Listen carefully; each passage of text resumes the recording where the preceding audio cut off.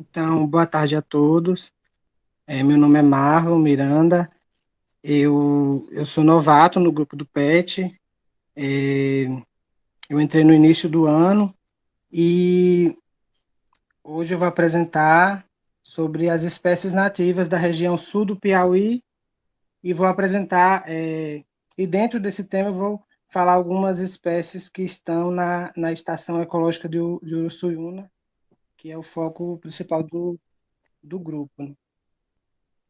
Então, aqui nesse slide, eu vou iniciar falando a definição de o que são as espécies nativas, para que fique mais claro a apresentação.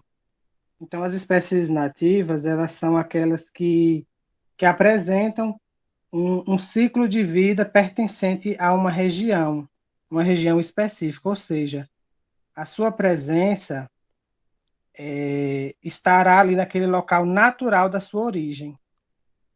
Essa espécie ela se desenvolve naquele ambiente e com isso ela tem uma relação muito forte com tanto com o ambiente como com os outros indivíduos que pertencem àquele ambiente. Isso porque como ela se originou naquele local, como ela nasceu naquele local, os seus processos evolutivos, com o passar do tempo, ela foi desenvolvendo, ela foi evoluindo junto com as outras espécies, junto com o ecossistema. Por isso que ela tem, que a espécie nativa ela tem essa ligação tão forte com o ambiente e com os outros indivíduos. Diferente de espécies que são exóticas invasoras, né, que são introduzidas em determinados locais e acabam proliferando-se de maneira descontrolada. Aqui eu pesquisando, eu trouxe algumas espécies de plantas que são nativas da região sul do Piauí. Aqui nessa tabela tem o nome científico, a família, o nome vulgar, ou seja, como as pessoas conhecem, os moradores, e aqui o hábito, se é árvore, se é erva ou se é arbusto.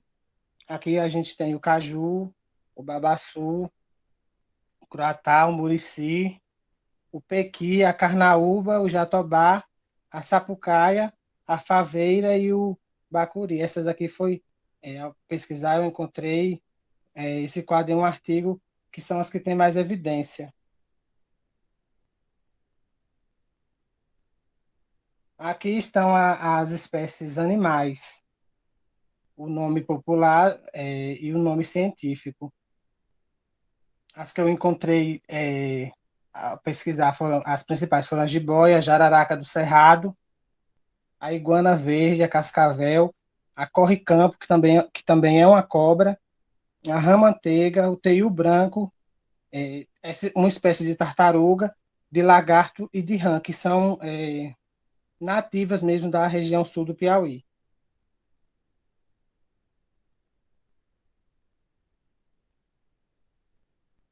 Aqui eu trouxe as espécies de plantas nativas da Estação Ecológica de Uruçuiuna.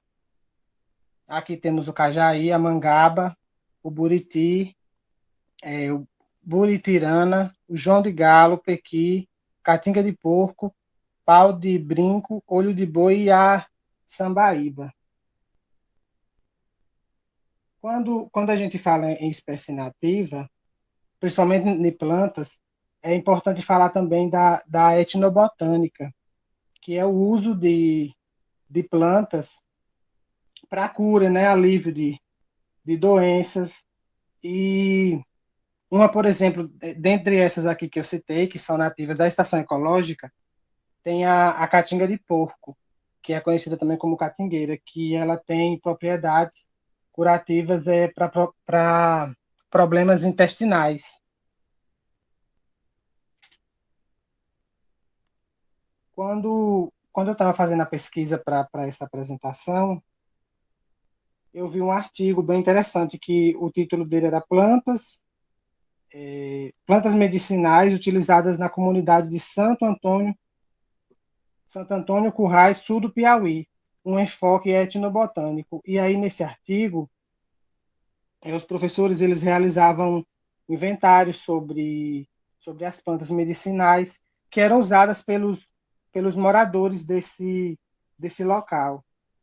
E aí, no artigo também, eles abordaram, né, que os estudos da etnobotânica no Brasil eles têm crescido atualmente e que a região Nordeste, a vegetação, as plantas da região Nordeste, elas têm tido grande destaque nesse estudo.